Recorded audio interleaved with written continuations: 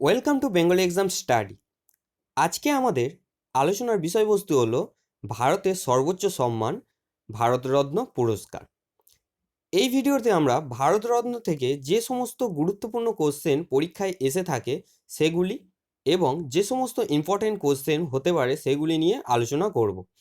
এটি পরীক্ষার জন্য খুবই গুরুত্বপূর্ণ টপিক, তাই তোমরা ভিডিওটি প্রথম থেকে শেষ পর্যন্ত দেখবে। আশা করি খুবই হেল্পফুল হবে এবং ভিডিওটি যদি তোমাদের ভালো লাগে অবশ্যই লাইক করবে। লাইক করলে আমরা অনুপ্রেরণা পাবো আরও ভিডিও তোমাদের জন্য তৈরি করার জন্য। চলো আজকের আলোচনা শুরু করা যাক।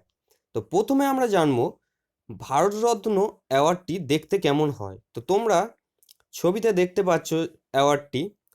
এই পদকটি তামা দ্বারা নির্মিত হয় এবং এটি পিপল গাছের পাতার আকৃতির হয়ে থাকে এবং এর ফ্রন্ট সাইডে প্ল্যাটিনাম দ্বারা সূর্য অঙ্কন করা থাকে, অর্থাৎ এই যে সূর্যের মতো দেখতে পাচ্ছ এই সূর্যটি প্ল্যাটিনাম দ্বারা ধাতু দ্বারা নির্মিত এবং তার ঠিক নিচে দেবনাগরী ভাষায় ভারতরত্ন লেখা থাকে, যেটি চাঁদনি দ্বারা নির্মিত।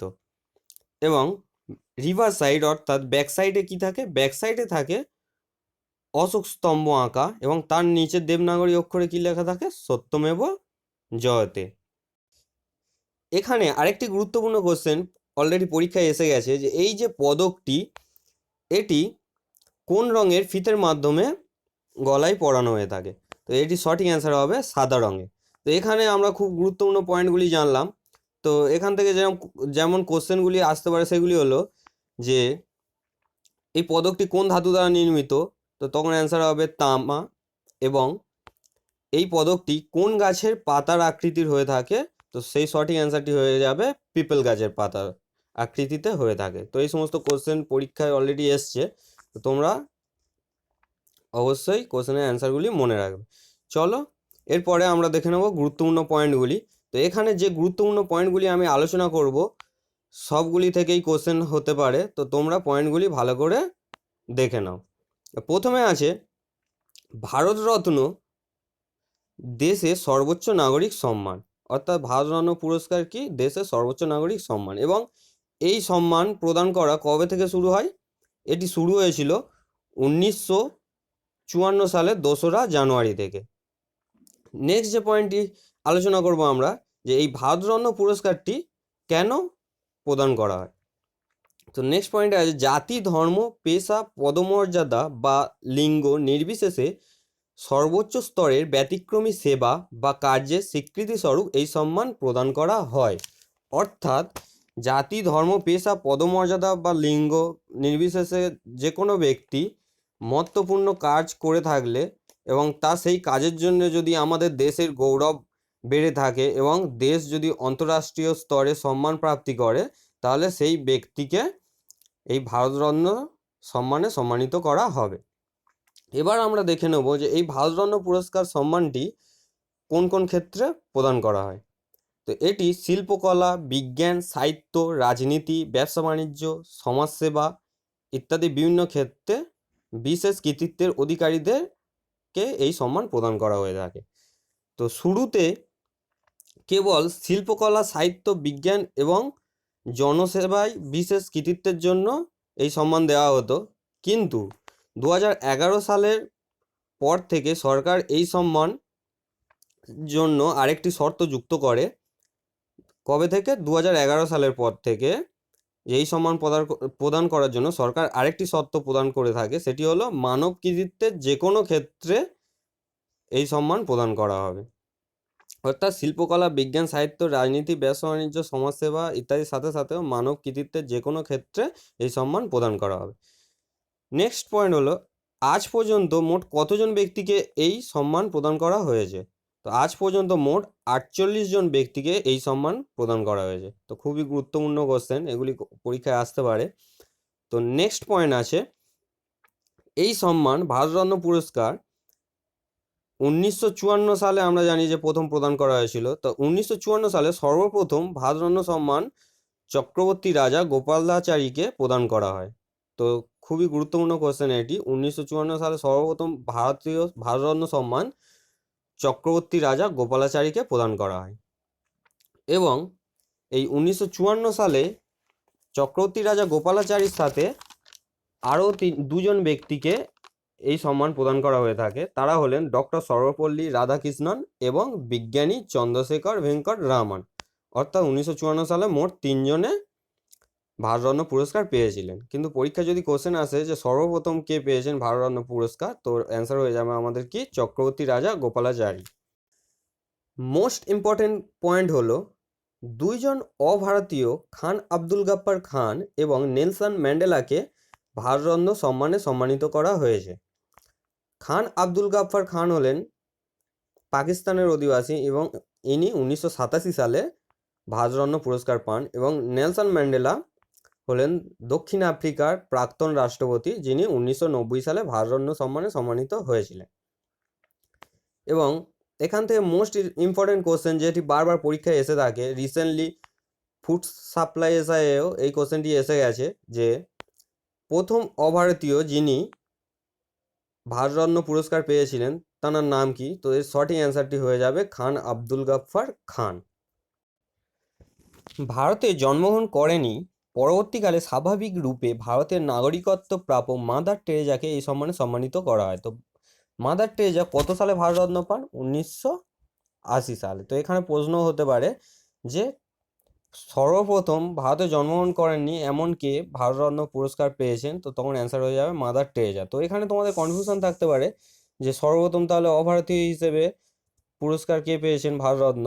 তো তখন অ্যান্সার কিন্তু আব্দুল গাফ্ফার খান হয়ে যাবে, কারণ মাদার টেরেজা ভারতে জন্মগ্রহণ না করলেও যখন ভারতরত্ন পুরস্কারটি পান তখন তিনি স্বাভাবিক রূপে ভারতের নাগরিকত্ব প্রাপ্ত করেছিলেন। তো এখানে কনফিউশন হলে চলবে না। নেক্সট পয়েন্ট হলো প্রথম মহিলা যিনি ভারতরত্ন পুরস্কার পেয়েছিলেন।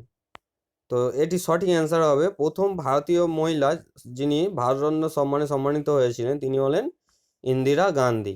ইনি 1971 সালে ইন্দিরা গান্ধী প্রথম ভারতীয় মহিলা যিনি ভারতরত্ন সম্মানে সম্মানিত হন। নেক্সট পয়েন্ট, সব থেকে কনিষ্ঠতম ভারতরত্ন প্রাপক হলেন সচিন তেন্ডুলকার। তো এটি খুবই গুরুত্বপূর্ণ কোশ্চেন যে সব থেকে কনিষ্ঠতম ভারতরত্ন প্রাপক এর নাম কি? তো সঠিক অ্যান্সার হয়ে যাবে সচিন তেন্ডুলকার। ইনি 2013 সালে 40 বছর বয়সে ভারতরত্ন পুরস্কারটি পেয়েছিলেন। এমন কোনো বাধ্যতামূলক নেই যে ভারতরত্ন সম্মান প্রতি বছর প্রদান করা হবে, অর্থাৎ প্রতি বছর যে ভারতরত্ন সম্মান প্রদান করা হবে এরকম কোনো বাধ্যবাধকতা নেই। কোনো কোনো বছর ভারতরত্ন সম্মান প্রদান করা হয় না, অর্থাৎ কোনো বছর যদি কেউ এই সম্মানের অধিকারী না হয় তো সেই সম্মান প্রদান করা হয় না। এই পয়েন্টটি খুবই গুরুত্বপূর্ণ। ভারতরত্ন পুরস্কারটি 26শে জানুয়ারি রাষ্ট্রপতি দ্বারা প্রদান করা হয়। তো এই পয়েন্ট থেকে আমরা দুটি কোশ্চেনের অ্যান্সার জানলাম যে ভারতরত্ন পুরস্কারটি কবে প্রদান করা হয়? 26শে জানুয়ারি। তো অনেকে এটি কনফিউশনে থাকে যে এটি 15ই আগস্ট প্রদান করা হয়ে থাকে, কিন্তু এটি সঠিক অ্যান্সার হবে 26শে জানুয়ারি ভারতরত্ন পুরস্কারটি প্রদান করা হয়ে থাকে। এবং এটি কার দ্বারা প্রদান করা হয়? এটি রাষ্ট্রপতি দ্বারা প্রদান করা হয়ে থাকে। নেক্সট পয়েন্ট হলো ভারতরত্ন এক বছরে অধিকতম 3 জন ব্যক্তিকে প্রদান করা হয়, অর্থাৎ এক বছরে ম্যাক্সিমাম 3 জন ব্যক্তিকে ভারতরত্ন পুরস্কারে সম্মানিত করা হয়। নেক্সট পয়েন্ট হলো প্রথম দিকে মরণোত্তর ভারতরত্ন প্রদানের ব্যবস্থা ছিল না, কিন্তু 1955 সালে এই নিয়ম পরিবর্তন করে মরণোত্তর ভারতরত্ন প্রদান চালু করা হয়। অর্থাৎ প্রথম যখন 1954 সালে ভারতরত্ন পুরস্কার প্রদান করা শুরু হয় তখন মরণোত্তর অর্থাৎ মরে যাওয়ার পরে ভারতরত্ন পুরস্কার প্রদানের ব্যবস্থা ছিল না। 1955 সালে পরে থেকে এই নিয়ম চালু করা হয়। তো এই নিয়ম চালু করার পরে সর্বপ্রথম মরণোত্তর ভারতরত্ন পুরস্কারে সম্মানিত কাকে করা হয়? তো এটিও খুবই গুরুত্বপূর্ণ কোশ্চেন। তো 1955 সালে এই নিয়ম কার্যকরী হওয়ার পরে 1966 সালে প্রাক্তন প্রধানমন্ত্রী লাল বাহাদুর শাস্ত্রী প্রথম মরণোত্তর ভারতরত্ন সম্মান পান। অর্থাৎ কাকে প্রথম মরণোত্তর ভারতরত্ন সম্মান দেওয়া হয়? তো সঠিক অ্যান্সার হবে লাল বাহাদুর শাস্ত্রীকে। নেক্সট পয়েন্ট হলো আজ পর্যন্ত মোট 12 জনকে মরণোত্তর ভারতরত্ন সম্মান প্রদান করা হয়েছে। এটি খুবই গুরুত্বপূর্ণ কোশ্চেন। আজ পর্যন্ত কতজনকে মরণোত্তর ভারতরত্ন সম্মান প্রদান করা হয়েছে? 12 জনকে। এবং টোটাল কতজনকে ভারতরত্ন সম্মান প্রদান করা হয়েছে? 48 জনকে। দুটির মধ্যে কনফিউশন হবে না। তো আরেকজন ব্যক্তিকে অর্থাৎ 13 নম্বর ব্যক্তিকে মরণোত্তর ভারতরত্ন প্রদান করা হয়েছিল, কিন্তু পরবর্তীকালে তিনি এই সম্মান ফিরিয়ে দেন। কারণ সেই ব্যক্তি হলেন নেতাজি সুভাষচন্দ্র বসু।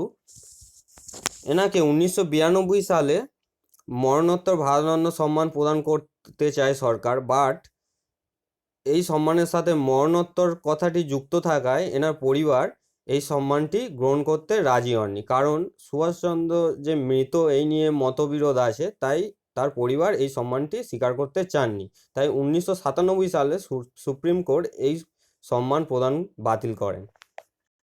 এবার আমরা দেখে নেব রিসেন্টলি অর্থাৎ 2019-এ 26শে জানুয়ারি কারা ভারতরত্ন পুরস্কারে পুরস্কৃত হয়েছেন। তো এরা তিনজন ছিলেন। এরা তিনজন হলেন প্রণব মুখার্জি, ভূপেন হাজারিকা এবং নানাজি দেশমুখ। এই তিনজনের মধ্যে ভূপেন হাজারিকা এবং নানাজি দেশমুখ হলেন মৃত, অর্থাৎ এদেরকে মরণোত্তর ভারতরত্ন সম্মানে সম্মানিত করা হয়েছে। এবার আমরা এই তিনজন সম্পর্কে কিছু অল্প তথ্য আমরা জেনে নেব। প্রণব মুখার্জি হলেন আমাদের 13তম রাষ্ট্রপতি, যিনি 2012 সাল থেকে 2017 সাল পর্যন্ত এই দায়িত্ব পালন করেছিলেন। এবং প্রণব মুখার্জি একজন অভিজ্ঞ কংগ্রেসম্যান, অর্থমন্ত্রী, প্রতিরক্ষা ও বহিরাগত বিষয়ে বিভিন্ন কেন্দ্রের কেন্দ্রীয় মন্ত্রী হিসেবে দায়িত্ব পালন করেছিলেন। নেক্সট আছে কে? ভূপেন হাজারিকা। ভূপেন হাজারিকা হলেন একজন প্লেব্যাক সিঙ্গার, গীতিকার, কবি, চলচ্চিত্র নির্মাতা এবং ইনি সাধারণত আসামি ভাষায় গান লিখেছিলেন এবং গেয়েছিলেন। নেক্সট আছে আমাদের নানাজি দেশমুখ। নানাজি দেশমুখ একজন সমাজকর্মী হিসেবে শিক্ষার উপর গুরুত্ব আরোপ করেন। 1977 সালে বলরামপুর থেকে লোকসভা সদস্য হিসেবে নির্বাচিত হয়েছিলেন। এছাড়া 1999 সালে নানাজি দেশমুখ পদ্মভূষণ পুরস্কার লাভ করেছিলেন। তো আশা করি ভিডিওটি তোমাদের কাছে খুবই হেল্পফুল হবে, কারণ যে কটি পয়েন্টই আমি আলোচনা করেছি খুবই গুরুত্বপূর্ণ পয়েন্ট। সব কটি পয়েন্ট থেকেই কোশ্চেন হতে পারে পরীক্ষায়, তাই পয়েন্টগুলি তোমরা ভালো করেই তৈরি করে নেবে। এবং ভিডিওটি যদি তোমাদের ভালো লাগে অবশ্যই লাইক ও শেয়ার করবে, এবং এখনও যদি না আমাদের চ্যানেলটি সাবস্ক্রাইব করে থাকো অবশ্যই সাবস্ক্রাইব করে নেবে, এবং আমাদের লেটেস্ট ভিডিওর আপডেট পেতে পাশে থাকা বেল আইকনটিতে ক্লিক করে দেবে। ধন্যবাদ।